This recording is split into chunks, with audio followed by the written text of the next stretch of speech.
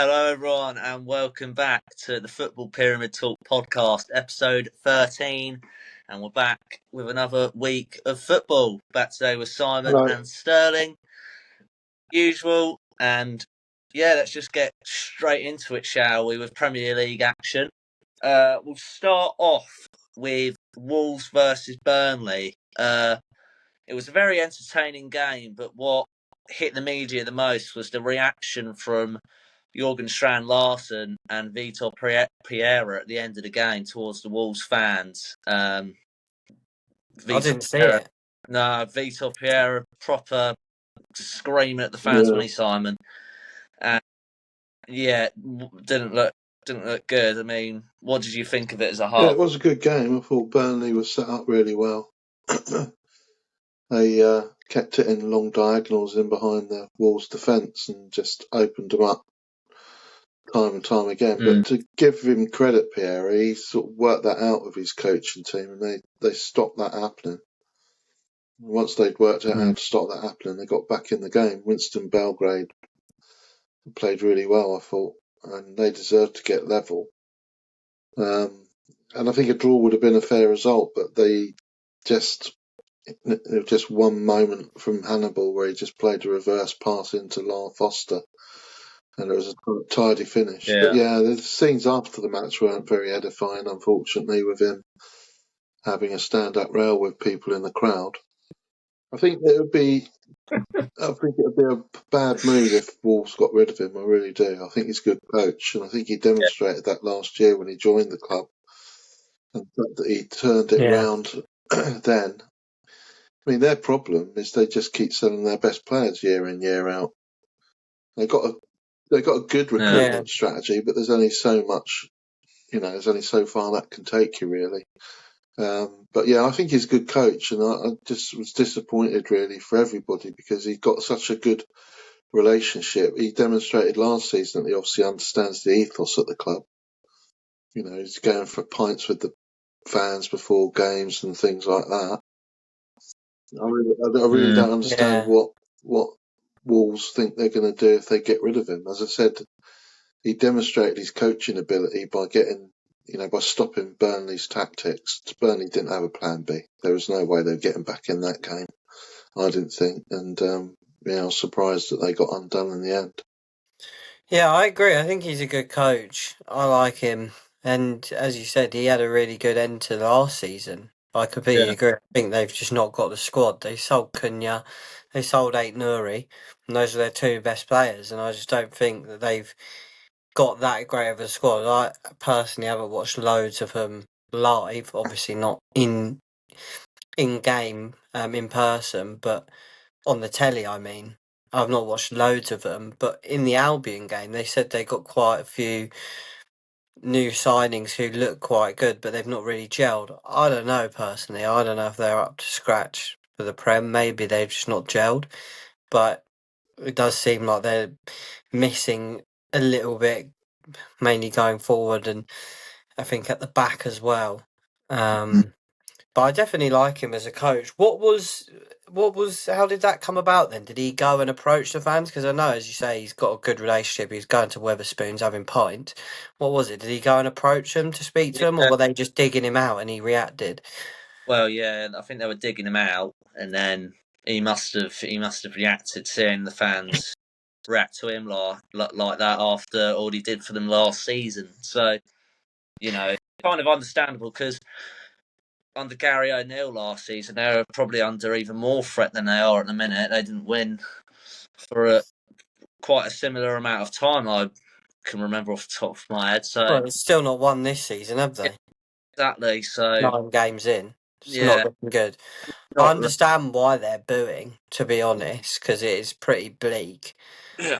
What is it with Strand-Larsen? He got involved as well, because he was the skipper on the day. Strand-Larsen got as well. He was trying to pull him away, but while trying to pull him away, he got heckles himself and then reacted, and then it just all went a bit funny. Yeah, I saw a video Sorry, Dad. I saw a video quite similar of Jose Sarr, who's obviously the sub keeper now. After the game, he literally got out of the car and was speaking to fans, and he said, you know, we do care. It's not that we don't care. The fans are saying there's no passion on the pitch. They think that's a big part of it. And he said, we do care. He said, I go home and I don't speak to my wife because I'm upset. So that was quite refreshing to see. And he said it's not just down to the players as well. So it'd be interesting to see if what gets made of that really internally. But I don't think he said anything bad. But I think it'd be you know, wrong to say that he's completely blameless, Pierre. The fact that he's picked 4 captains, Strand Larsen's the 4th captain of the season. There's something wrong there when you're doing that sort of thing.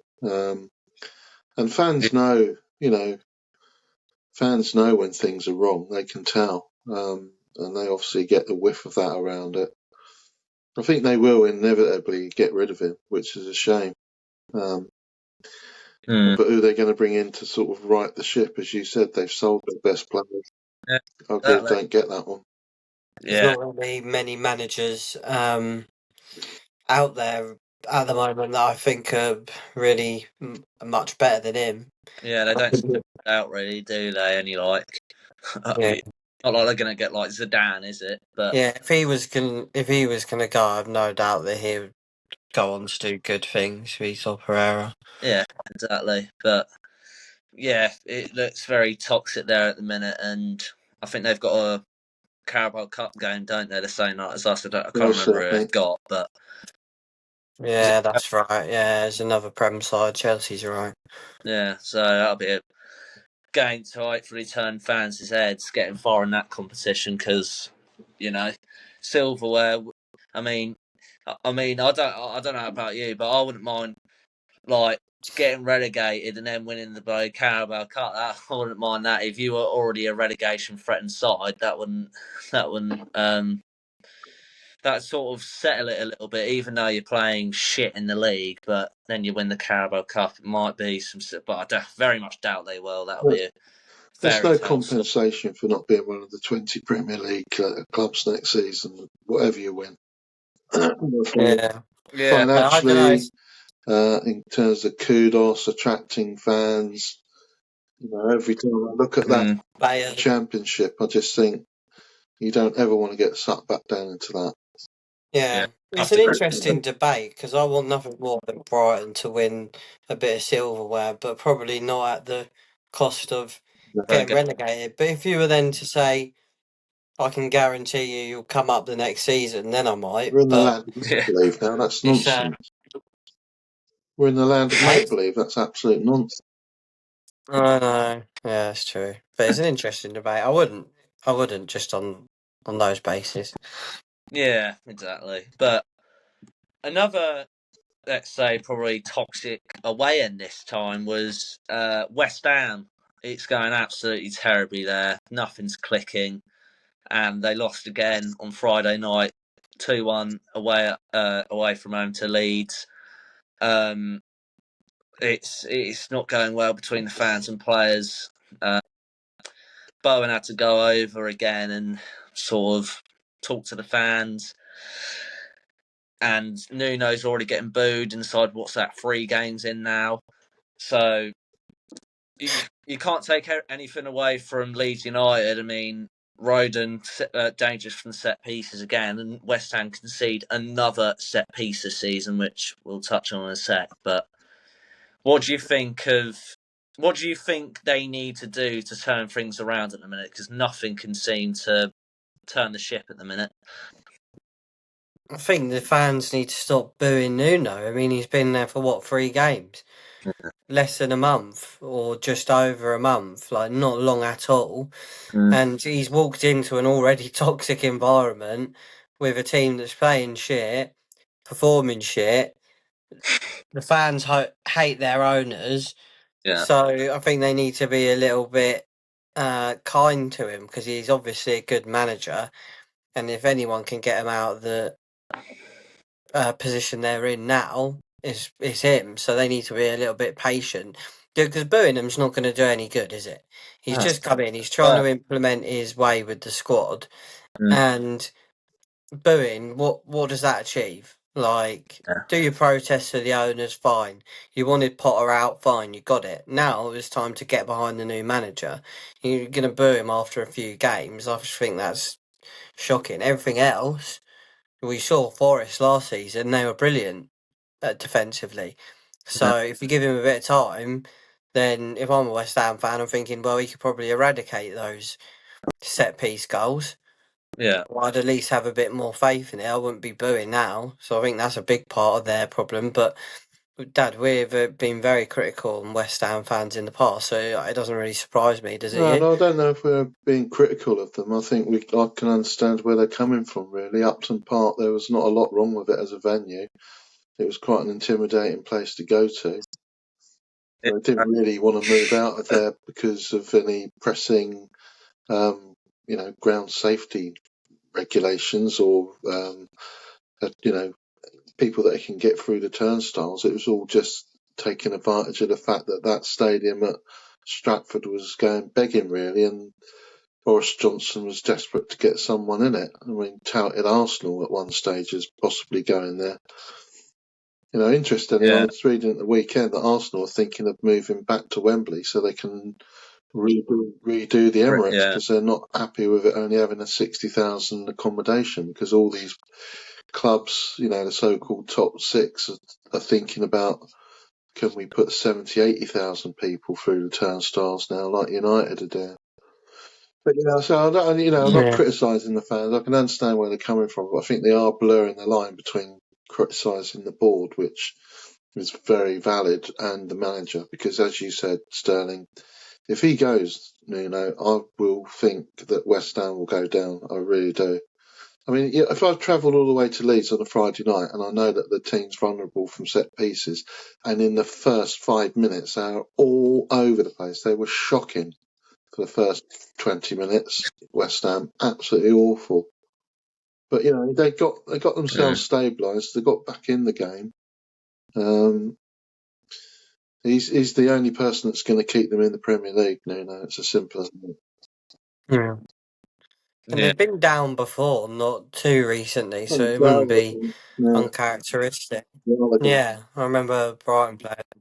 They went straight back up though, but I mean it in the sense of, well, their fans at their new ground haven't been that vocal, and then they're very quick to turn on them. Remember when we've been up there and we said, okay, well, we keep playing like this, just don't give them a sniff, and that crowd will turn on them, and it'll just get significantly harder for them to actually make something out of the game. And I think at times they are a bit quick to turn on the team, and definitely in this situation. But I do think absolutely would be annoyed at the owners, 100%. But don't be annoyed at Nuno.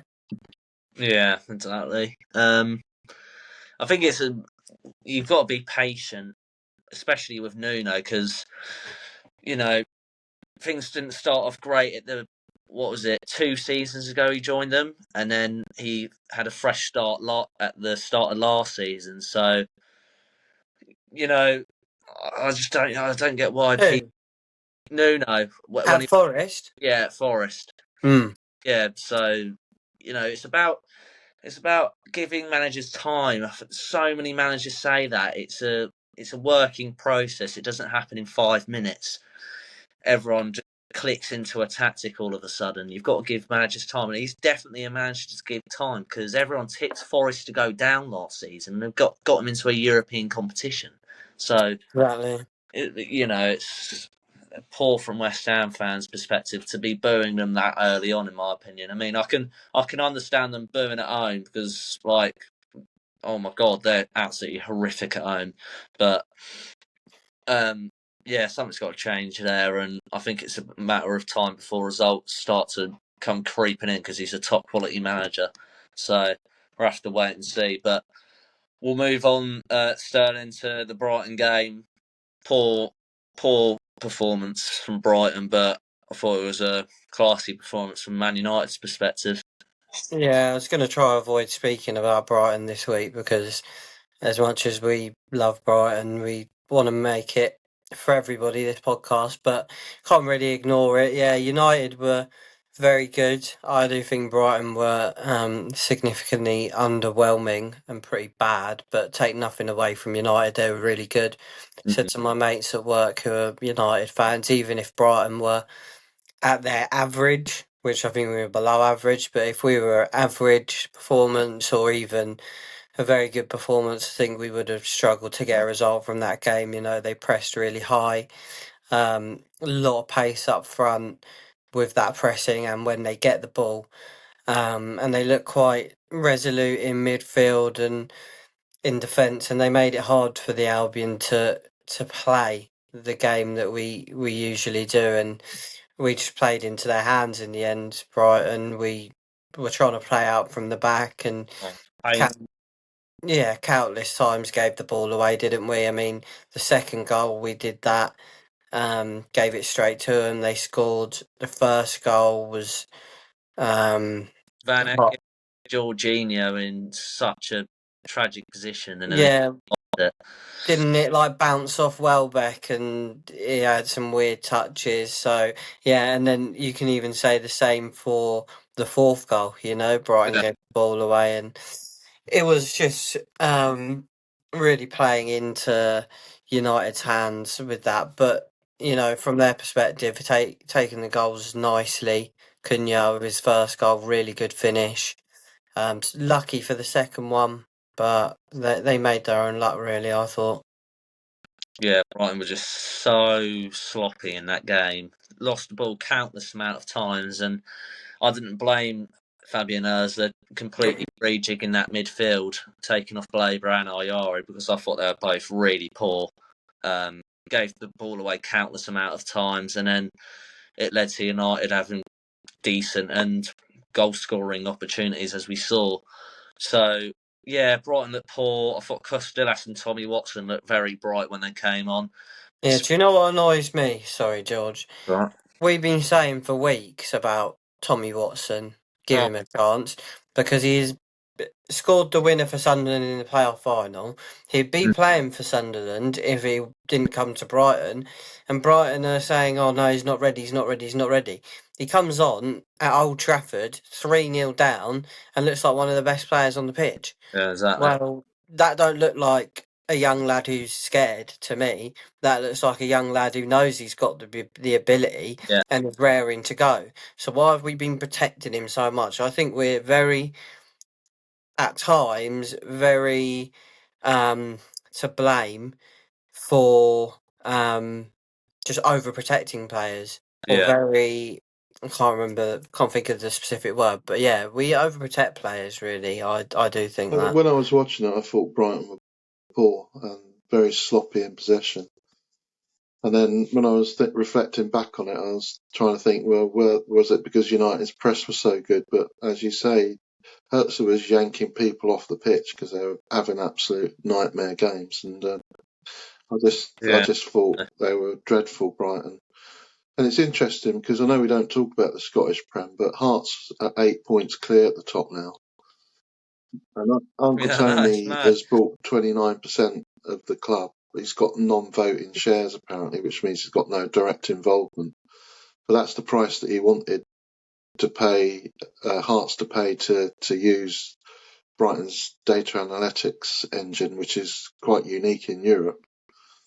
And they were talking, I watched the last 20 minutes of that game, and they were talking about how some of those signings at Hearts are just analytic driven. And I think the guy that scored the second goal, he's a left winger, but he plays on the right and cuts in on the other foot, and he scored the second goal by doing just that. And I think, you can have these data analytic engines that pick these players out, but if they're not capable of doing basic things like pass to another Brighton player, then you got no chance. And I think they were complacent and sloppy on Saturday, and they deserved to get beat. I'm not convinced by United. I'm not convinced by them at all. I think that midfield of Casemiro and Fernandes is really odd, and I think the people will be looking at that and working out how to beat it. I don't think they're the finished article by any means. I do agree. I don't think that midfield duo gives much balance.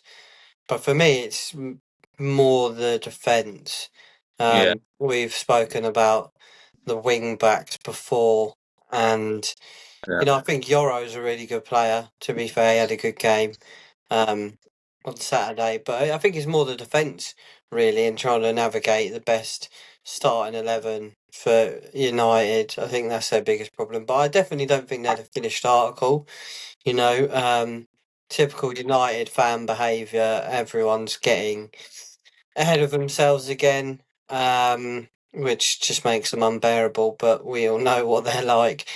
I don't think they're the finished article, but it was a really good result for them, and they were high off that Liverpool win anyway. Old Trafford was bouncing; it was always going to be hard for Brighton, and maybe that played into maybe that played a factor into why Brighton was so poor from playing out of the back. Yeah, exactly. And matter of fact was that it took Brighton, what was it, 80 minutes to turn up, and that's when the subs came on the pitch. Absolutely ridiculous to see Tommy Watson come on so late and completely change the game on basically on his own. I remember at one stage he just got the ball at like before the halfway line, and he just kept on going and going and going, and released the ball near United's penalty area. Just so positive on the ball, and that's what Brighton needed in that game. But I just think it was a couple minutes too late, and yeah, I mean, the fourth goal was a bit of class from Fernandes. They showed it on the analysis at the end. He sort of looked behind him to see that no one was there, and then left it. So then Mbeumo was through, and it was a really good finish by him. And he had a really good game as well. Cunha and Mbeumo look top class. I think they're two really good signings made by United, and they showed their class in that game. Great finish by Cunha and two good goals by Mbeumo as well. So yeah. And then the third, was it the third goal, the second goal? Casemiro's was just a fluke, yeah, as we said before. Yeah, well, we're going on Wednesday night, aren't we, Sterling? So we hope to see a massive reaction there, because that would be a classy away day if we beat Arsenal. And yeah, should see a response, because that performance was dreadful. Not a very good watch. Hopefully see Babis after that goal start. Babis, Tommy Watson, yeah. Them two have to start, in my opinion. So we'll have to wait and see. But talk about Sunderland shocking Chelsea away from home at the Bridge. Absolute lins for that second goal, it looked. I don't know if you've seen, but they started off the season so well, Sunderland. It's been absolutely incredible story. Why do you think that might be? Do you think it's because of the signings they've made, the manager implementing the style of play to the Prem? What do you both think? I think it's a combination of Libris, the manager, and Xhaka, the midfield signing. I really think those two factors make a huge difference. Virtually every time you watch Chelsea play, the commentator will tell you that they've got the youngest team or the youngest squad in the Prem. And I think Sunderland quite deliberately went out to recruit Premier League experience in Xhaka, which was a brilliant signing. He might not have the legs that players around him have got, but that character that he's got and that experience makes a huge amount of difference to a club like Sunderland. They needed that injection of that sort of that figure in the dressing room, I think. Which, bearing in mind, when he was at Arsenal, when he was captain, I think they ended up taking the captaincy off him because they just didn't think he was demonstrating those qualities. But he's obviously learnt his lesson. And obviously, Regis Libris, rather, is obviously an astute tactician as well. They're keeping things tight. 0.8 goals a game. I think you've got there, George, second in the Prem for goals conceded. Decent goalkeeper in Roofs. So I'm not sure how much momentum they can maintain. Yeah, it's true. A promising start. Xhaka, made more tackles than any other player on the pitch. He didn't commit a single foul. He won 6 out of 7 of his duels, so he did have an outstanding game. And yeah, I completely agree. I think their recruitment has been a driving force. Even to get a Dingra from Brighton was a really good coup. And to be honest, when you said it, the first thing that came to my head, or one of the first things, because obviously it only goes so far, but is they've got a brilliant fan base cheering them on, and that does go a massive way. When you're looking for a goal at Stamford Bridge, I've no doubt those Mackhams were making a lot of noise driving them on. So, that's a huge part. I think those two reasons there would be my main thought process behind why they're doing so well. Yeah, exactly. And yeah, I think the three main ones are the goalkeeper and Roofs, that Mukiele, who they got from, what was it, RB Leipzig. He's like a top quality Champions League, like centre back or right back. They got him in. And then I remember in an interview, Xhaka said he wanted to join Sunderland because it was just out of the blue, wasn't it? Xhaka is Sunderland's best player by a mile. He's top class, and he was playing in Europe for Bayern Leverkusen last season. And I remember him saying at the start of the season he's joined them to sort of be at a team that he thought would be down the bottom for when he went into managerial experience. So if he got into that situation, he'd know how to adapt to it. If you get what I mean. Deal with it. Yeah, exactly. But he's not put himself in that situation at the minute, which is, I don't think he would have even expected that himself. So yeah, it's interesting. Yeah, exactly. I think it's interesting. I agree with Dad though. I don't think I don't know how sustainable it is. I mean, they're sitting in fourth. I don't expect them to be there for that long. So I imagine you have to deal with it a little bit later because some of these teams are yet to get going properly. Look at Liverpool. They've not got going. They just lost again. Yeah. City really haven't got going. I wanted to speak about them. Leads me on nicely to them. They lost obviously to Villa 1-0. And I think the main thing for City right now is quite an alarming stat. They've got Haaland, who I think's got 11 goals, obviously their top goal scorer. And then their second top goal scorer plays for Burnley, Esteve. He scored 2 own goals against them, and he's their second top goal scorer. Then you've got Reinders, Foden, and one other, I think it is, on Right. one goal. So there's a glaring problem for Man City. It's kind of if you stop Haaland, you stop them at the moment. But yeah, I just think going back to Sunderland, if you can kind of take away those teams that haven't got going, add them into the mix, then you see them dropping down the leagues under them. But yeah, they're doing really well. I think in terms of City, that's their biggest problem at the moment. They're too reliant on Haaland. What do you guys think? Yeah, I mean, that's a really concerning stat, isn't it? Ridiculous. Having a Burnley centre half as your second top goal scorer, very questionable. But you can't take anything away from Aston Villa.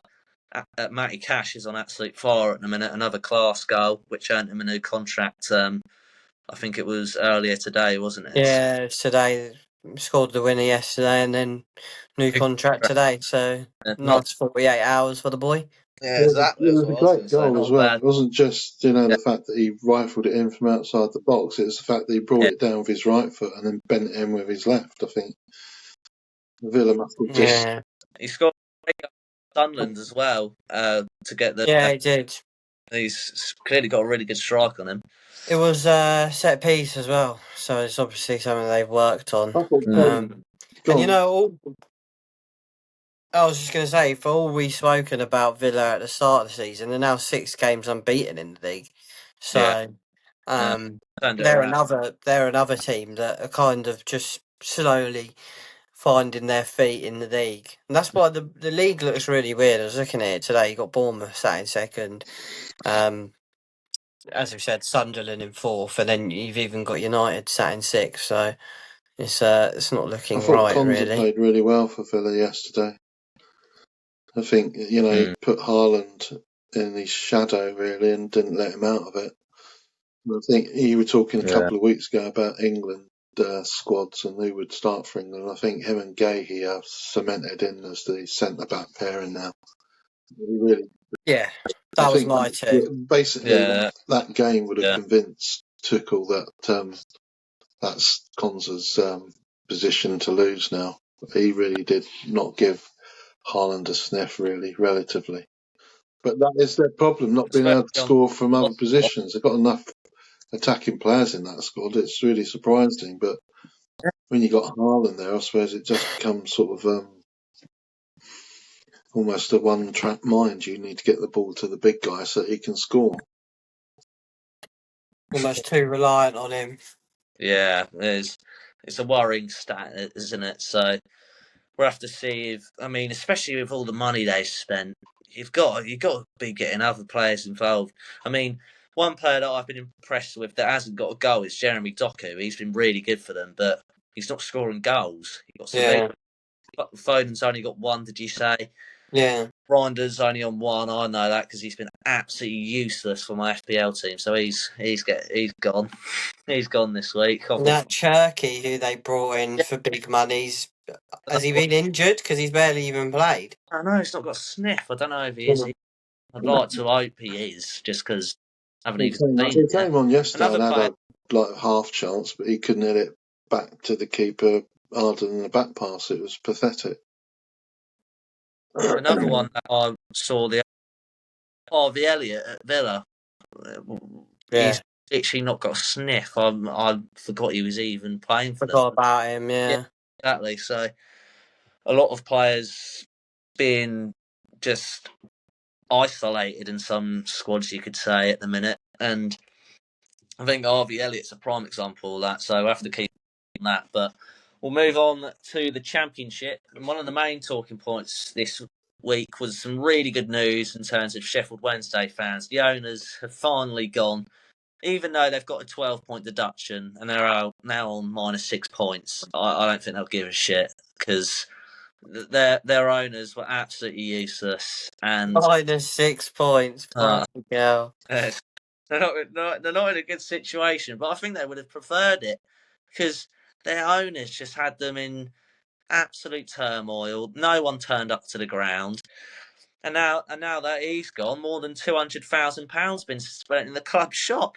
Absolutely mental. I mean, how beneficial do you reckon this is for the club? Even though they've got that points deduction, now that the owners have gone, what do you think that can do in terms of the progression of the football club?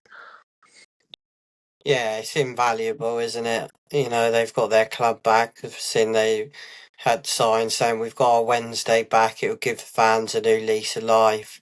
Yeah. The players will start getting paid, hopefully, once the new owner comes in, or however they're going to distribute the money that's coming in. It's going to attract new players eventually once they get up and running. And, you know, you'd like to think that there's enough good businessmen out there that will be looking at Sheffield Wednesday as a nice investment, you know. So I think, it's brilliant news. Yeah, I think the administrator said this afternoon that there's 4 or 5 interested parties, which got to actually bring an offer onto the table to be considered by the administrator. But I think there won't be any shortage of interested parties for that. I mean, they're going to be in League One next season, regardless of what happens, because they're talking about more points being deducted from them on top of the 12 points that's already been slapped on there so far. So I think they've got to be preparing for League One football. So why did they get the points deduction in the first place? What? And then what's the next one that they might get? Failing to meet payroll and things like that, because last four out of the last 5 months they've not paid people on time, things like that. God, that'll be an hefty one then, wouldn't it? Yeah, I mean, be careful what you wish for, I suppose, in some respects for Sheffield Wednesday, because as we've said before, there's big clubs in League One. Yeah, exactly. Cardiff, Huddersfield, both formerly in the Prem. So Bradford are getting 25,000 people turning up to watch them play. Bolton are getting 22,000. So that's not going to be an easy division to get out of, and you've got to rebuild the club. So I don't think it's going to be an instant turnaround, but there's been plenty of clubs in the past that have gone through this process and have got themselves back on their feet relatively quickly. So, yeah, I should imagine they will rejoice in the fact that they have got their club back, because I don't think they were going anywhere with the ownership that they had last week. So, yeah, it's a positive for them, I think. Yeah, massive positive. They were only going backwards under him. And that's the reason why no one turned up to games, because of a protest against the owners. And thousands of, I think it was like six figures watching a live stream of his name getting ripped off of the stand. Just, you can tell how much the fans hated him. I mean, they lost 2-1 at home to Oxford, but the quality of that squad isn't great. They're bound to go down. If they stayed up in this division, I'd be absolutely flabbergasted. So if they do, absolutely incredible story. But we'll move on now to Millwall, up to third. A team we haven't actually talked about on this podcast yet. I was jotting down in my notes. Over 18,000 in attendance at the Den. It's a really good ground, which you both have been at before, haven't you, in our FA Cup heroics a few years ago. But yeah, how do you think they've started? Well, it's gone under the radar. Yeah, no, I was going to say they really have surprised people, I think, getting themselves up to third. And that win over a good Leicester team was quite impressive. They should have won by more than one goal. They missed a penalty as well.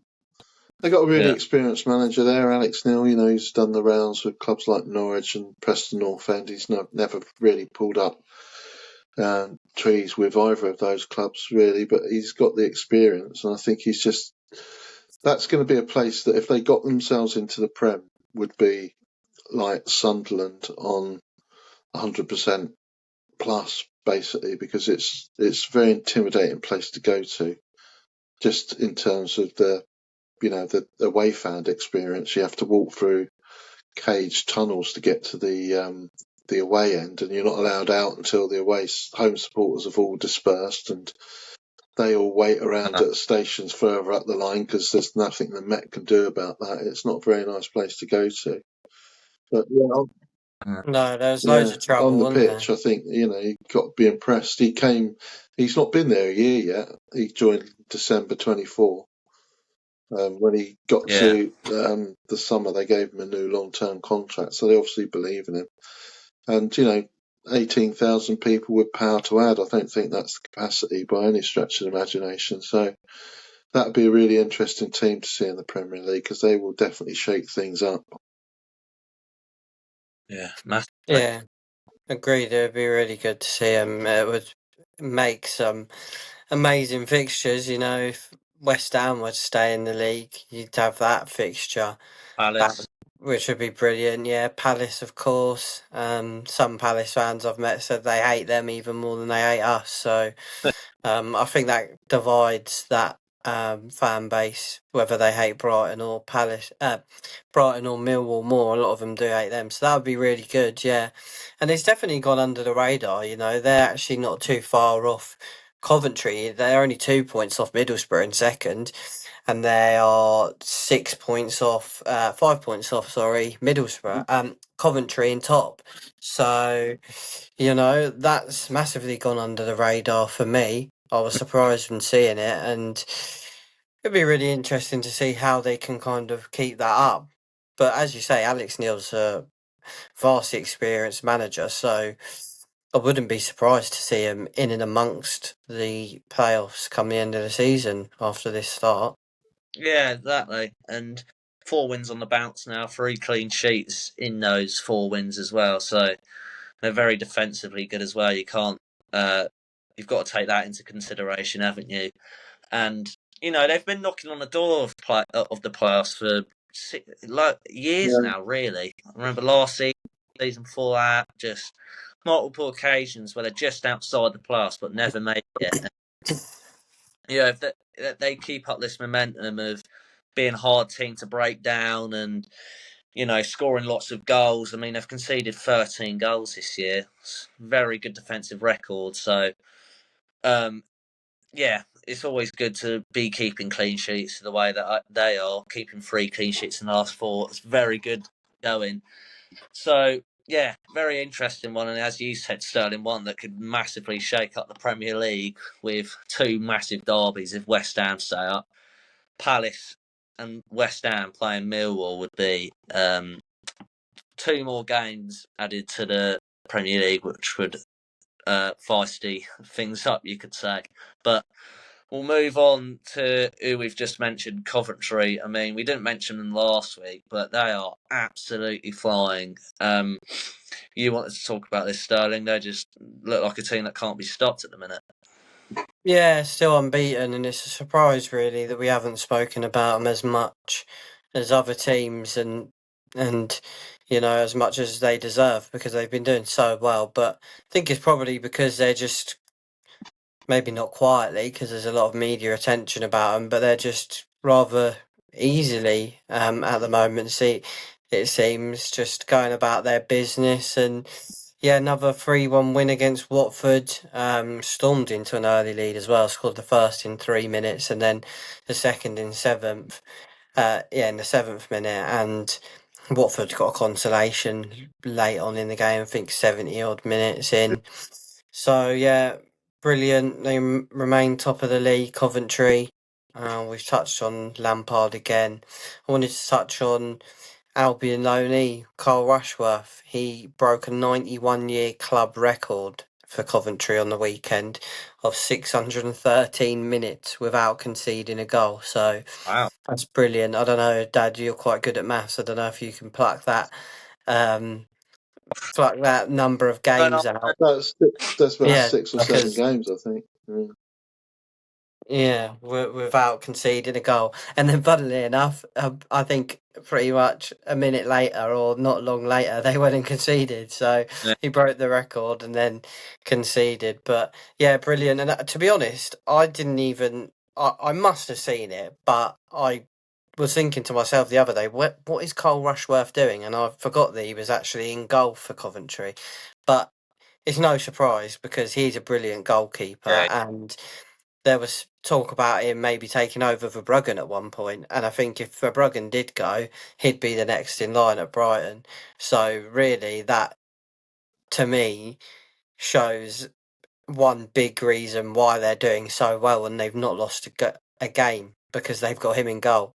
He got man of the match in this game, 3-1 win. He got man of the match as a keeper, so it says it Yeah, I all. think Brighton really got to move on Rushworth, because I don't think he's going to stay at Brighton. Go out on loan again next No. season. 2 years ago there was talk of him in the World Cup squad, and that's when he was playing down in League Two with Walsall, I think.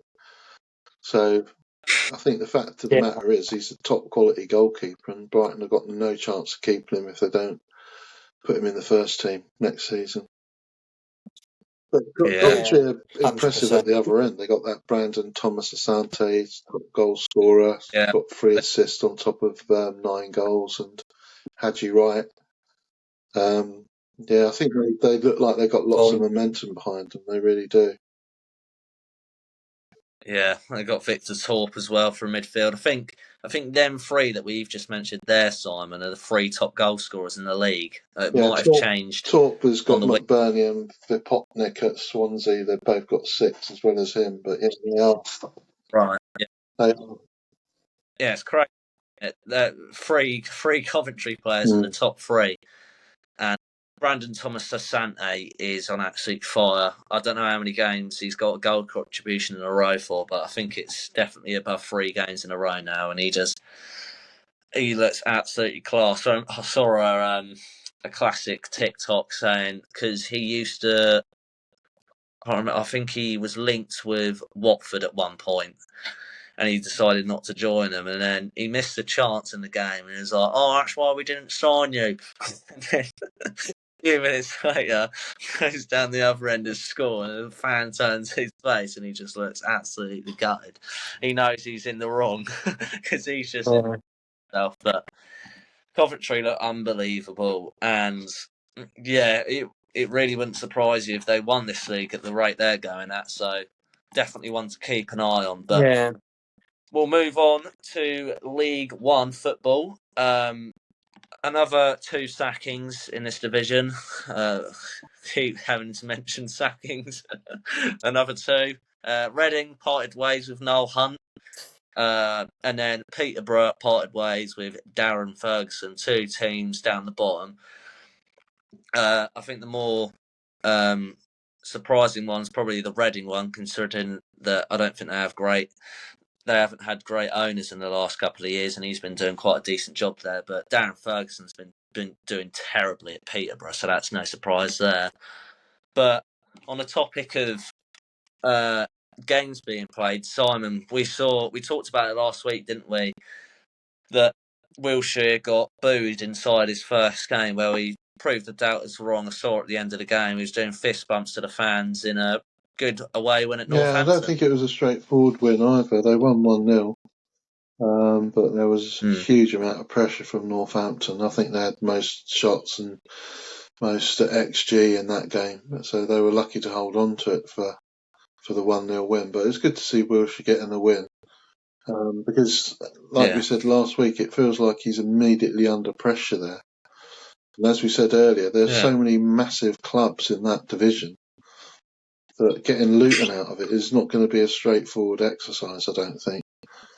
I'm surprised he went there, frankly, sort of reflecting on it, but I guess he sort of saw the opportunity to go back to where it all started for him. But yeah, I mean, let's see how it unfolds, because that was a good win. They need to follow it up, and they've got Forest Row, haven't they? On Forest Green, sorry, on Friday, and the FA Cup first round. I'll be watching that. That'll be interesting to see how they equip themselves against Robbie Savage's team. Yeah, it will be a good game. I'm happy for Jack Wilshere as well. Yeah, it's good. It's good to see. He showed a lot of passion at the end, I saw, which is always good. You get that Barstow first win. You need that bit of confidence, and a lot of teams need that to sort of find their rhythm, get the momentum that they need, and Luton definitely need that. They're still sitting in mid-table, I'm pretty sure, which they wouldn't expect to be in. So yeah, big away win at Northampton. Not an easy place to go to. I think they've been doing all right under, I think it's noon over there. I might have to double check that in a sec. But yeah, decent result for Luton away from home. I think it was Lucas Fan with a goal from midfield. He looks like a decent player, the Spaniard, I'm pretty sure. So yeah, very good result. And yeah, we'll move on to our best friends at Bolton. We're back. Sterling, you wanted to talk about it because I say it every week. It seems you can't ignore another Mario Kosciuszko worldie. No, exactly. What did you say to me on text earlier? Bolton again, Bolton again, We're speaking about them again. You can't ignore it. They go up to 7th, 3 points off Cardiff, and it was a huge win for them.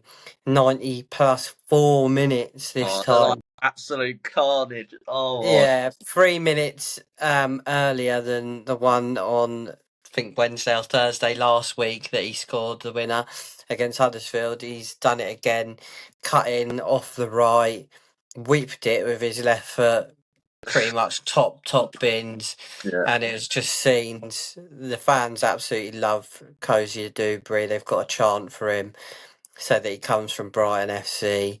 And they absolutely love him. He goes by the name of Kosciuszko. And you can see why they love him, because he's banging in the goals, he's getting the assists, and he's winning them huge games. We've touched on how good Cardiff have been, and they've been sitting pretty at the top pretty much all season, right from the get-go. And now Bolton are 3 points off them in first, and they're sitting in 7th. So that shows the tightness of the league at the moment. But on the flip side, we actually spoke about how Bolton had a bit of a slow start. So it's really, really a massive win, not just in the circumstance of one game week. I think at the end of the season, you'll be looking at that game and even the one against Huddersfield. But focusing on this game, you'll be looking at this game as a Bolton fan saying, yeah, that was huge. That was a massive win. Yeah, huge 3 points. Yeah, 100%. And before that, they beat Huddersfield, didn't they? So 2 top quality sides in this division that are very hard teams to beat. So you can't take anything away from that. Four assists, 4 goals for him this season. You've got Mason Burst up top for them. He's got 7 goals and assists as well. So we've said it a lot of times on this podcast how dangerous they are going forward. And yeah, they look like such a well-rounded team that have really good players in this division all over the pitch. So yeah, very good result again for them. And Cozy Dewberry looks like a really, really good player and probably be playing in higher leagues. Yeah, I think we touched on that last week, didn't we? There's obviously a thing with Brighton's data analytical model to get wingers that can play on one side but cut in and shoot with the other foot as well. Because that's, as I said earlier, that's what the guy at Hearts did. And he was just a pure analytical signing. He wasn't on anybody's radar. It's just Brighton said this guy will do really well in the Scottish Prem. Let's get him in there. So I do. Yeah. Same for Yeah, Mite I as think well. Brighton must be having half an arm getting him back in and putting him into the squad if Matoma's not going to get himself fit and establish himself into that Premier League squad. But at the very least, I would imagine Brighton would pull him back out of Bolton and put him into the Championship. Yeah, it would feel harsh though, based on how much the fans love him and how well he's doing. It would feel like a real blow for Bolton. It would be a real blow for them. Sympathy in football. That's just the way it is for teams like Bolton. They've had high-profile loan players there in the past that have gone back to their clubs. They had James Trafford there for a couple of seasons a while back, and that just goes with the territory, I'm afraid. Yeah. I don't see Brighton bringing him back in though, because touched on about how they've dealt with Tommy Watson. I don't see him just throwing Cozy Dewberry into the Premier League personally, but it's a good point. Sometimes they do it where I think they did it for Sarmiento. He was at it's hard to remember. He was at 2 different Championship clubs. He got returned from loan. He was at West Brom, wasn't he? And then he went to Burnley. West Brom. No, it was West Brom, then Ipswich. And he went. So it was the fact of I thought he was coming back into the squad, but then he went straight back out on loan. So it could be the fact of him getting recalled. Everyone thinks, he's back in this squad, and then maybe he could get moved up to a higher league, but I doubt that would happen considering how well he's doing in that league. I think he'd just want to keep scoring goals and getting assists for fun. So we'll have to wait and see on that. But finally, talk about something I wanted to talk about. Blackpool appointed former Bolton boss Ian Evatt in charge of the club after we saw Steve Bruce leaving a week or 2 ago. He got off to a winning start in what was Darren Ferguson's last game at the club. 2-1 win. His experience, just note, because you probably both don't know him, quite an under-the-radar manager. He was at Bolton. He won them the EFL trophy when he had James Trafford and Conor Bradley there, like you just said, Simon. Got him promoted from League 2 to League 1 as well, so he's got that promotional experience from the league below. And then in that game, he got in their first away win. And a very alarming stat I saw is they scored more goals in that game with 2 than they had done in any other game before that away from home. They scored 1 goal away from home before that. And with 2 goals, they beat that record, which is very, very alarming. And you can see why Steve Bruce got sacked in that aspect. But from what I've just said, do you reckon he might be the right fit for the club? Well, it shows that kind of tide is turning and they're changing their form a little bit based on the fact that they've already done better and doubled the amount of goals they scored in a game. So for that reason, yes. But it's hard to say after, is this his first game? Yeah, first game, yeah. Hard to say, isn't it? But that's a good start and it's a good sign. Yeah, I mean, he played over 200 games for Blackpool, so obviously he understands the club. Yeah, so I think that's sort of one of the reasons probably why they got him back in there. But as you said, he's got a huge amount of experience with managing Bolton in this division. So it's going to be interesting to see what happens with them because, we touched on it before, but this is another massive club in that division, really, in the Premier League not so long ago and getting good crowds there. So, as you said, Sterling, you can't really tell after one game. The trouble with appointing players, managers in mid-season like this is they've not had a close season with the squad. You don't know what the squad's set up to be like. Apparently, this guy's like possession-based attacking football, sort of based on Barcelona's style of play, I guess. And whether he's got the players there that can actually play that style of football, remains to be seen. Yeah, apparently. And that takes significant training as well. That's not easy to coach.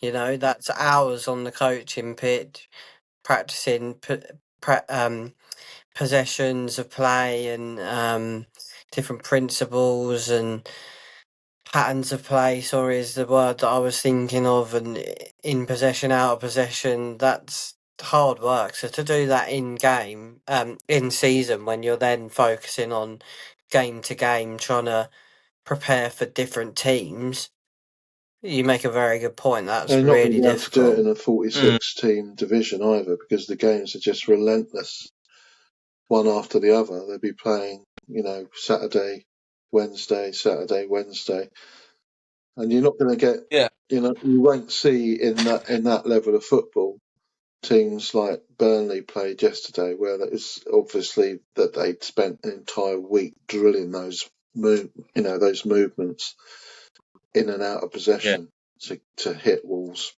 with those long diagonal balls. You won't see that at that level. It's much more reactive.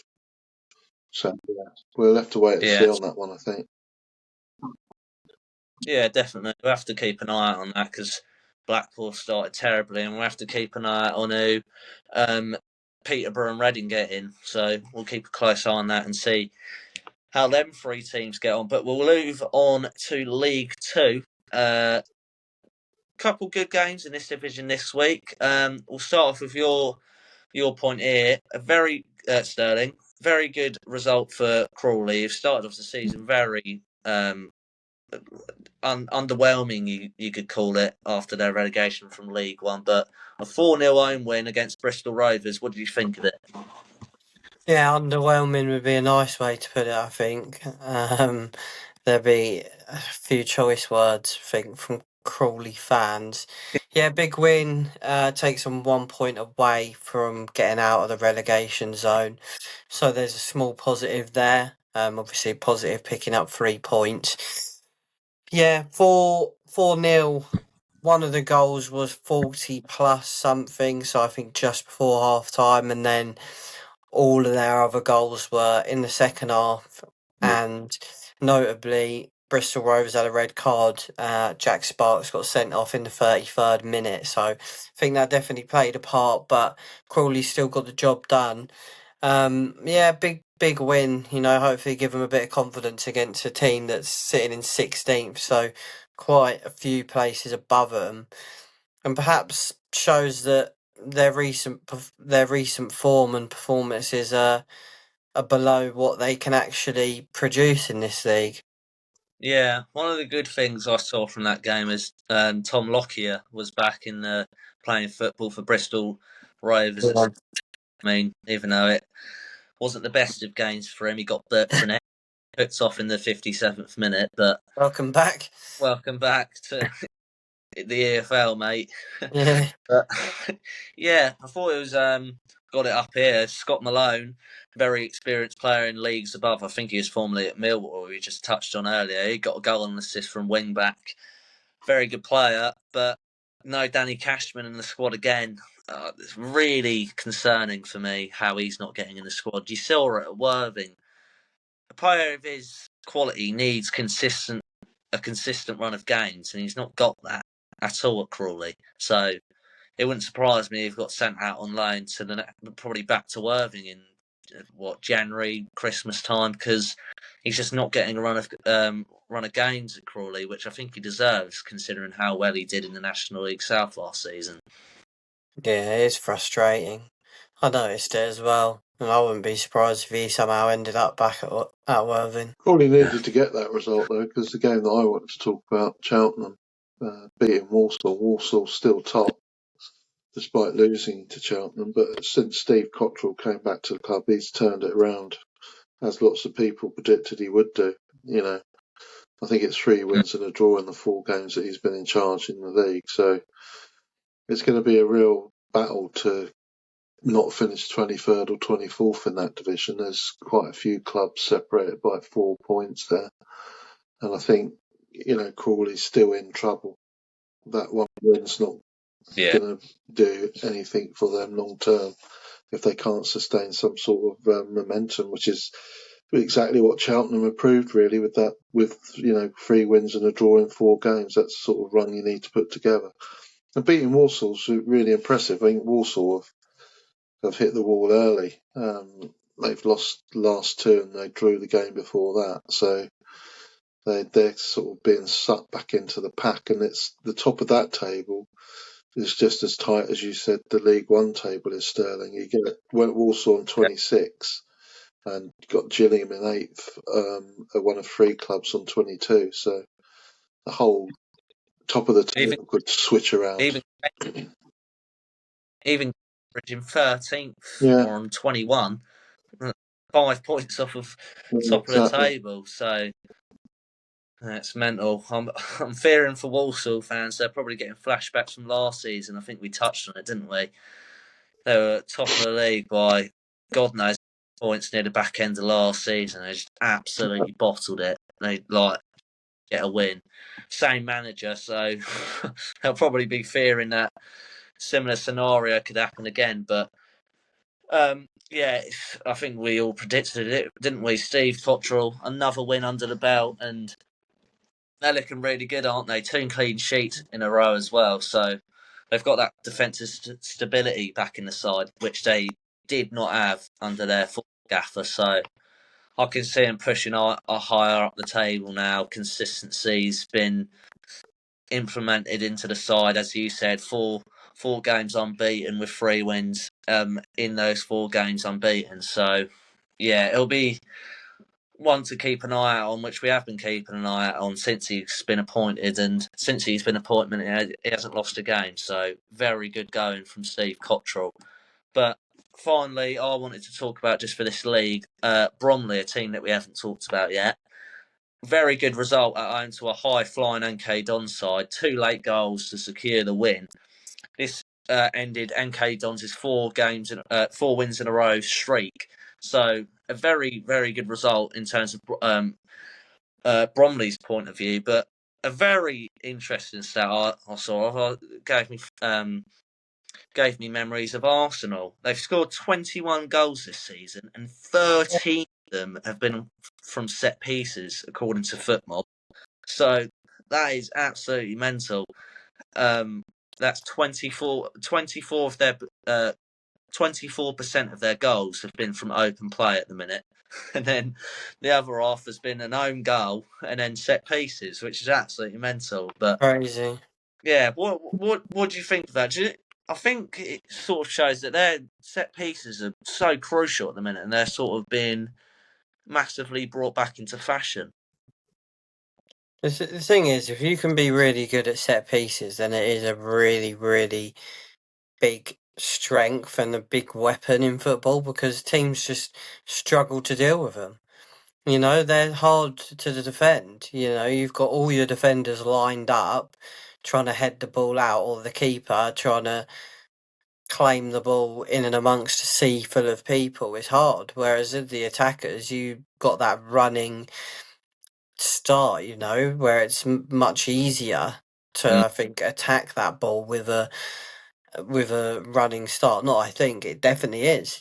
George, we play football, so have you, Dad, in the past. It's easier to go and attack the ball when you've had a running start, and I think it's easier to score from a corner or a set piece or make a chance than it is to head it out a lot of the time. So if you can be really good at it, then it's a huge weapon. But I think cases a lot of people aren't, and a lot of teams aren't very good at it at all. You know, look at Brighton. We've been rubbish at it for season on season. But if you could be good at it, put it in a good area, then there's a good chance that you'll actually score directly from it, or the ball will just go pinball and you'll end up scoring or getting another chance from it. And yeah, I think it's a massive weapon, and as you say, it's coming into fashion a little bit more with the long throws and stuff. Yeah, exactly. And you can see there that Bromley are implementing that very well. Cheek on 7 goals and 2 assists. He's continuing his form from last season. And his strike partner, Kabamba, on 5 goals as well. So good strike force there. And they've also got, I don't know if you remember him, Sterling, Marcus Ifill, former Brighton player, Yeah. Brighton youngster. He's playing right wing back for them. Got a run of games for them since he was released from the Albion. So good to see there. But they're unbeaten at home so far this season. 3 wins and 4 draws. And I always say it's so crucial, especially for teams down this end of the pyramid. It's so crucial for teams to have a really good home record, make your home ground a place where teams fear to go to. And I think Bromley have definitely got that, considering they've had 7 games at their ground in the league and haven't lost there yet. So really good to see there. But yeah, did you want to speak about it, Simon? I was going to say, with set pieces, they're differential, aren't they? Yeah. With so many teams cancelling themselves out, you know, coached really well, organised really well. And if you've got a good set piece coach that's drilled you into your routines, you got the advantage over the defence because you know what's happening or what's going to happen, whereas the defence doesn't know that. But I don't think it's easy. Brighton have been atrocious in that regard. Just not getting anything out of set pieces. I think they said on the Albion Unlimited podcast it's getting on for 2 years since Lewis Dunk scored, for example, which you think someone that can head the ball as well as he can is ridiculous. Yeah. Quality in the box is dreadful, isn't it? Yeah, I wasn't saying that it was easy, by the way. Yeah. I think I think it's not easy because people are so bad at set pieces. But I think actually, if you were to put a good set piece in, I think that's significantly harder for the defensive team to defend it. Yeah. Than it is for you to fucking get your nugget on it or to get a ricochet and somehow end up scoring. Yeah, no, 100%. But yeah, it's a very good talking point. We'll see how Bromley get on and see if they can continue their incredible goal scoring record from set pieces this season. But we'll move on to the National League, non-league football. Simon, another long away trip for Truro City. This time to Gateshead, up in Tyneside. But yeah, go ahead. It looked like a struggle to get up there. 184 Truro fans made the trip, 914 miles. Officially, it's the longest journey in English League football history. Some of them left at 7 o'clock on Friday morning to get up there. But we all know what the state of public transport is in this country, and the roads are not that much better. So, hats off to them, really. It's a tremendous feat of supporting a club, and the fact that they got a 2-2 draw frustrated them in the end, I think, because they were 2-0 up before Gateshead got back into the game, and then sort of the last kick of the game almost, Luke Jeffcott was clean through and somehow skewed a shot wide, which should have taken all 3 points back down south. But it's a great result for Truro in terms of their development, though, because they took a while to sort of get themselves stabilised in this division, but they seem to have sort of got themselves into some sort of stabilised position. So hopefully they can keep themselves up there. Yeah, I was going to say it would have been a really big win if they were to get it, but still a good result. And I saw that Gateshead put 914 quid behind the bar for him. That's Out quite of goodwill for What, the for the Truro fans fans? for that journey. Yeah, for the Yeah, that's Truro good. fans that have travelled down or up, wherever it is. yeah, Say that's top. down from That's here. yeah, But yeah, really good.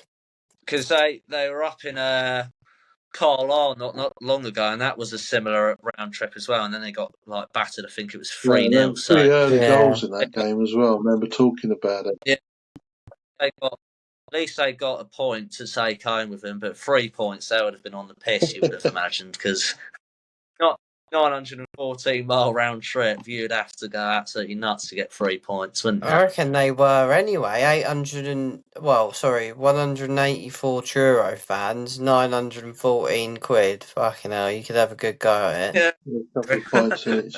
Yeah, they've turned it around the last 3 games. They've drawn a couple and won one. They're still deep in relegation trouble at the bottom there, but they've got half a chance. They've picked up a few decent results here and there, but at the start of the season they just were consistently losing. So at least they're picking. Yeah, they were absolutely awful at the start, but yeah, I was going to talk about a classy comeback from Wildstone, from 2-0 down to beat Chris Agotta, former Worthing manager. He lost again, 4-2 this time.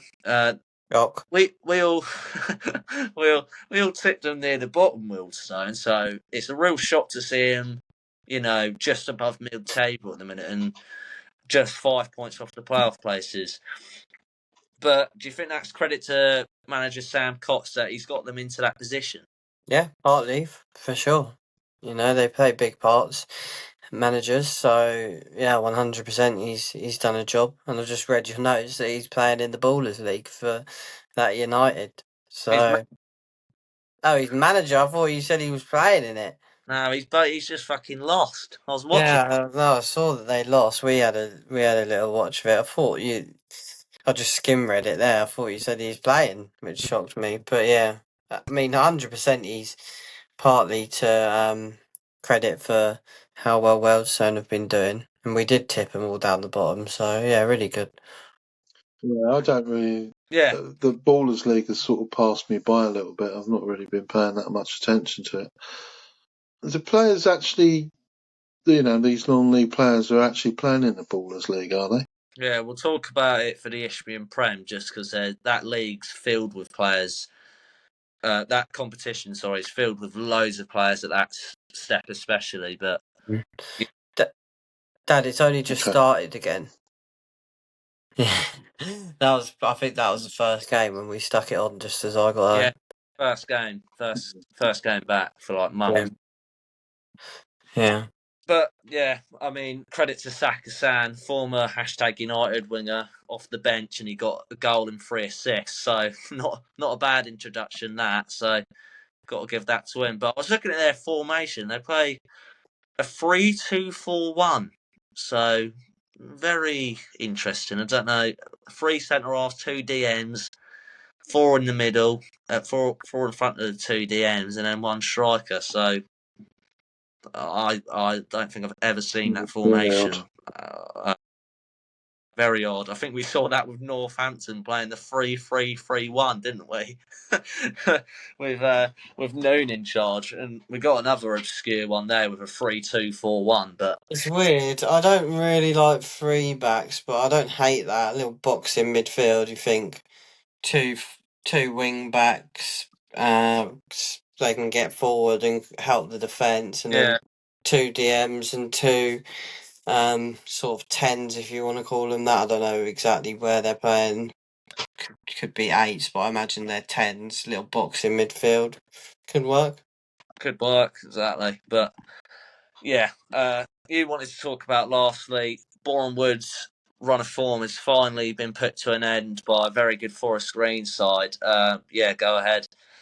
Yeah, the main thing I wanted to say is we've been really, really full of praise for both teams, but I was going to say Forest Green, we've had a lot of praise for them, and they're actually level on points with Boreham Wood, so I think that shows just how well they are doing, Boreham Wood, and really we say it almost every week, but they're just shocking us massively.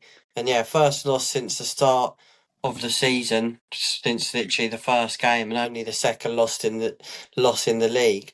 So yeah, I mean, unfortunate they actually pulled it back to 1-1 in the game and then ended up losing 2-1. But I mean, they're still doing so well, Boreham Wood, and that's a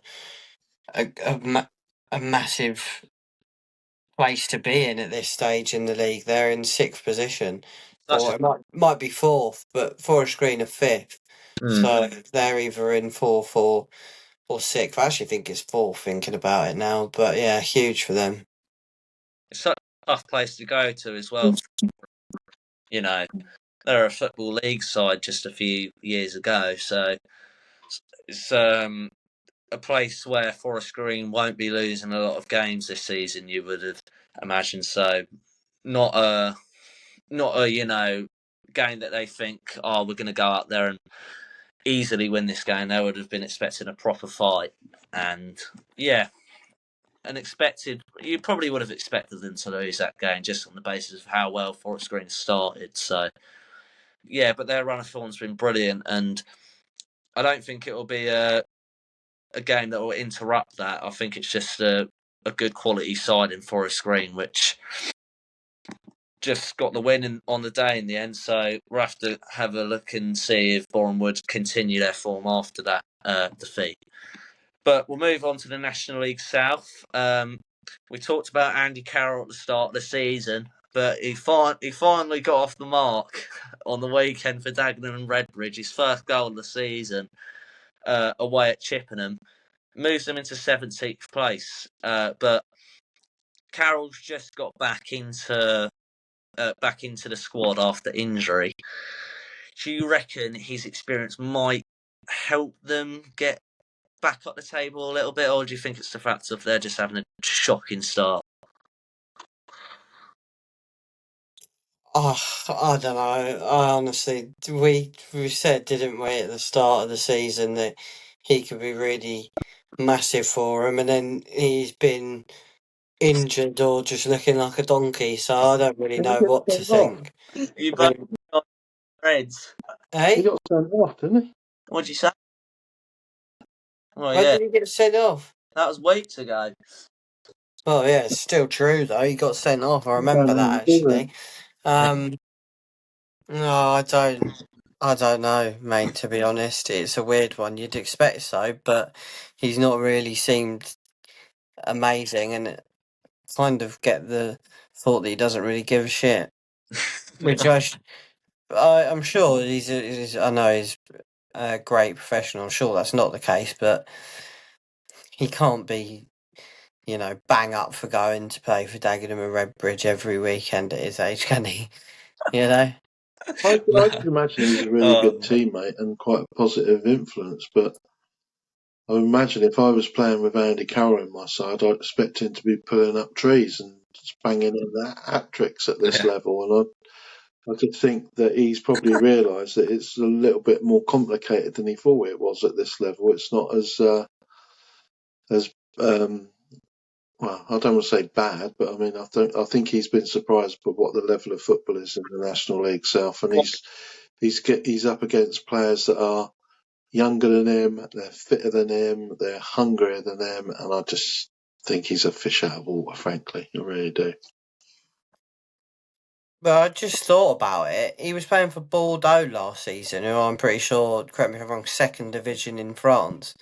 Yeah, I think they might have got promoted from the third division to the second division. Yeah, so he's playing in this French second division, and he was scoring goals there, like quite Shows you what the consistently. quality of football is there. It's exactly my point, and you've said this when we've been down at Lewis. You said, well, if this was second or third tier in France, it would be about the same numbers, maybe even less. So it shows the quality of the pyramid again, that he's struggling to score goals in the second tier of non-league football and the fifth tier, sixth tier of English football, but he was scoring goals in the second tier of French football. It says it all, doesn't it? and Yeah, whatever exactly. level they're It does, playing doesn't at Bordeaux, they're getting over 20,000 people turning up there to watch their games. So Yeah, it? I remember exactly. seeing clips of Bordeaux fans going away from home to like a local park. It's so funny.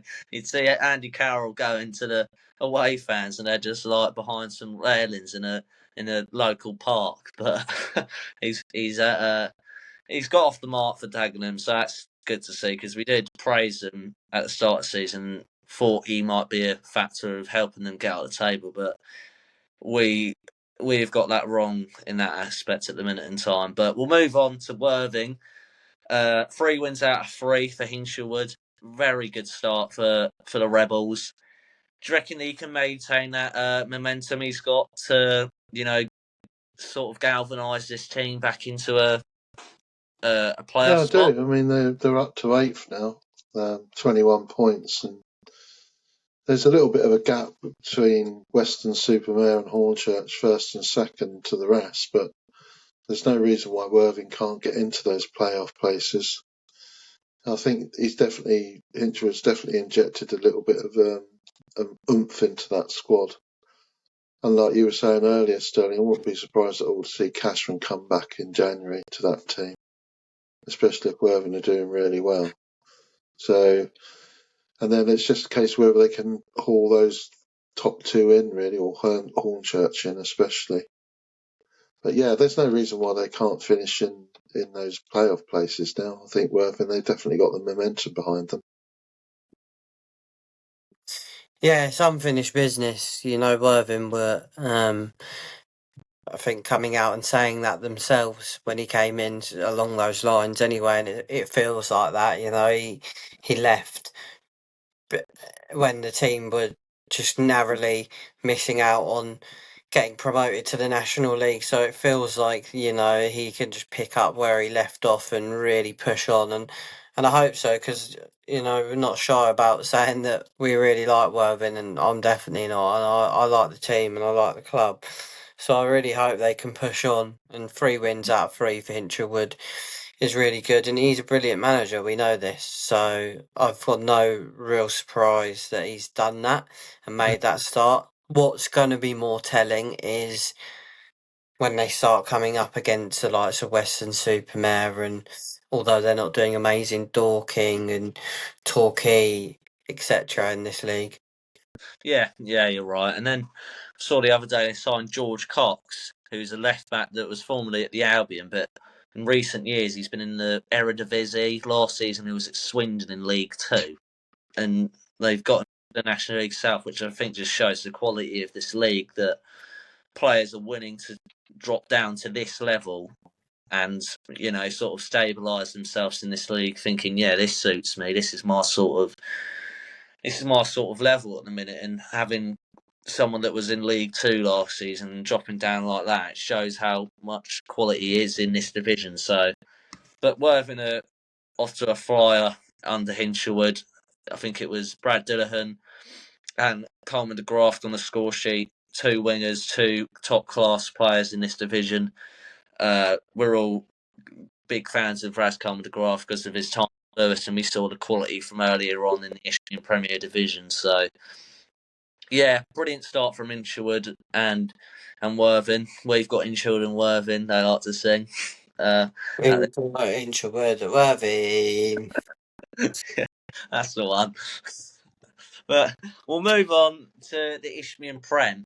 And we were talking about it earlier, about the Baller League. We'll speak about it now. There's so many players, as it's starting back up literally as we speak. I think there's a game going on right now. But there's so many players in this league that are playing in this competition. Do you think it's such a crucial thing for them that it's quite a big occasion for them, seeing as, it's the 7th tier of English football, and you got superstars like KSI, Angry Ginge, Nicole Milana, and other celebrity stars like that, and you're playing in front of them and in front of, I don't know how many turn up there, but definitely 4 digits, It must be a big occasion for them.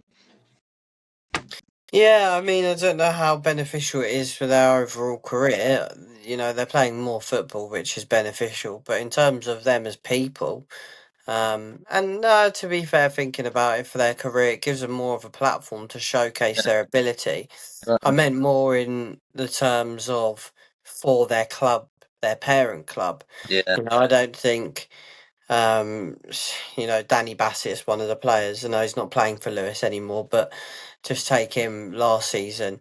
You know, I don't think it benefits Lewis massively that Danny Bassett's playing in the Baller League, except for him getting more minutes. But you know, they would want to manage his minutes to a degree, and you know, he'd be putting the minutes in on the training pitch with them. And then playing games, so they'd be happy with that. So I don't necessarily think they'd be gaining much from him doing that, but for themselves, giving themselves that platform to showcase their ability, maybe a bit more spotlight to then go get a move in the National League or the National League South or even anywhere in the EFL. I think it's definitely um, a benefit for that, and even outside of football, you know, it gives them a platform where they can then go and promote themselves on social media, earn a bit of money, and it's fun to watch. Anyway, we watched it, and it has an interesting review and decisions panel. One that we've said that you know VAR should and could implement themselves. So yeah, I think it's a cool concept. Few teams, for example, Ras Coleman Graft played for United last season while he was at Aveley, but he's moved to Worthing, and Worthing haven't allowed him to be involved in the competition this year, which shows that some clubs aren't a fan of it and they just want us to be, you know, fresh for their game on the weekend. Because And what do they benefit from it? Really, nothing. yeah, Except for potentially getting crunched and yeah, injured. getting They in. don't benefit anything. They'll allocate the minutes that they want him to do on the training pitch with them. Yeah, exactly. There's so many players in this league. I mean, Montel McKenzie at Folkestone, Evan Kouassi at Hashtag, Toby Ball at Dulwich, Femi Akinwende now at Welling, Danny Bassett, as you said, Alfie Mansell's in goal at Burgess Hill, Toby O'Malaren at Rockers FC, Daniel Bowery, old Lewis left back now. He joined Cray Valley Paper Mills. Daniel Bowery, he's at Vision. So it's just to name a few, isn't it? And yeah, I think it's an interesting concept, and it helps build a platform for players in this division, which I think is why so many people do it. So, you know, if they have like an unreal season in the Baller League, then yeah, I think it could be something that's beneficial for players. And then once that season's over in terms of the Baller League, they can take that experience that they've got there into playing football at 11 aside at this level. But yeah, it's interesting. Do you have anything to say about it, I'm going Simon? to try Or and watch a little bit of it because it's starting to influence what we're talking about. So it'd be interesting to see what the hype behind it all is. I know it's not just in this country, is it? It's Germany and the States as well. Quite popular with women's teams as well in both those countries. So yeah, I'll try and catch a little bit of it. But you went to an interesting game on Saturday, George. Want to talk about that? yeah, I was going to talk about it. If you didn't see on our TikTok page, I went over to Burgess Hill versus Folkestone in Victor and the FA Trophy, where Folkestone showed their class. I think it was 3-0 inside 30 minutes. Everyone thought it was done, but Burgess Hill missed so many chances in the game. They had the chance to go into the break at 3-2, but Chris Weptel, who's been on absolute fire for Burgess Hill, one of the league's top goal scorers, he hit the crossbar to make it 3-2. So I think that was a turning point in the game, which kept it at 3-1. But yeah, it ended 4-1. The things I got from it is Folkestone played so high out of possession, which Burgess Hill you could see were trying to exploit on multiple occasions by going over the top on loads of times. But Jake Hutchinson looked very good, their striker. He was sprinting all over the pitch in the last couple of seconds to win the ball back, and I think he earned himself a brace on the day, and I'm very impressed with him because he got a brace against Lewis in that 6-0 win. So I was very impressed with him. And then they got drawn to AFC Tottenham at home in the next round, so that'll be a good game. Two teams very high flying in both National League South and Isthmian Prem. So yeah, but in terms of Burgess Hill's squad, I'll just talk about as well. Former Albion player Glenn Rees there, who was at Worthing last year. They've got Prem still, who's got bags of EFL experience, and they just brought in this Luke Gallen, who I've heard's a really good midfielder, formerly in the EFL. He's got bags of experience as well. So, question on it: do you reckon? What do you reckon to Folkestone? Do you reckon they'll consistently keep picking up results now that they haven't lost a game in the league? They're doing well in the FA Trophy. They had a great FA Cup run. Do you reckon they're like favourites for the title in this league I at the think minute they in are at the time? moment. Yeah, we touched on them last week, didn't we? And I think the fact of the matter is that they're just producing consistent results week in, week out. And Burgess Hill are doing quite well in the Isthmian Prem, so to go there and win 4-1, to go anywhere and win away is quite a feat in any level of football, really, especially when you're playing at this level, because you've not really got a chance to scout the other teams, and if you have, you haven't got really that much chance to get yourself prepped against them. So yeah, they're starting to impress me as the weeks go past, Folkestone and Victor. Yeah, I think they're definitely one of the leading front runners for the title. But yeah, impressive with Burgess Hill how they've added to that squad. There's some good quality players there. That Glenn Ree was quite highly rated at Worthing, I know, and obviously some good experience. So that'll definitely go a long way. And they've been pretty surprising because I think we all predicted them to have a bit of a struggle this season, but they've been better than we all thought with 4 wins, draws, and losses. So yeah, I'm sure really that will only benefit them and help them out. Yeah, exactly. And they're a local side to us, so it was a very good setup there at Burgess Hill. So I think we should all, not just me, all three of us go out there at some point Yeah, this that'd be season. good. Did you get any grub when you were there, George? I did. I got some chips. Very nice chips. Very nice. Yeah, Not too shabby. little review. Quite cheap as well. Very nice AstroTurf that they built in, because I don't know if you remember at the start of the season, they were building their new setup there, so it forced the Lewis game to be at the dripping pan. So yeah, the new AstroTurf's an absolute carpet and new structure around the ground. It's a good setup there, very good. About 500, 600 people there. So yeah, definitely a good ground to go to. Driven past it whilst doing my lessons. So yeah, decent setup there. It's quite big up. All right to get to from where I live. Not too bad, but yeah, I'd give it a solid 8 out of 10 on my review of Burgess Hill. If you want to see the TikTok that I did a short little review of the game, about a minute and 30 seconds, go to our TikTok page and check it out. But yeah, I guess we'll end it there. Very nice episode as per usual. We'll be back next week. Me and Sterling off to the Emirates on Wednesday night. We're hoping for a big result. We'll be gutted not, because I'm off to Manchester the next morning. So if I'm off the back of a horrible Brighton result, that wouldn't be a great journey up to Manning. But thank you very much for watching. We do appreciate it, and we'll see you next time. Thank you, everyone. See ya.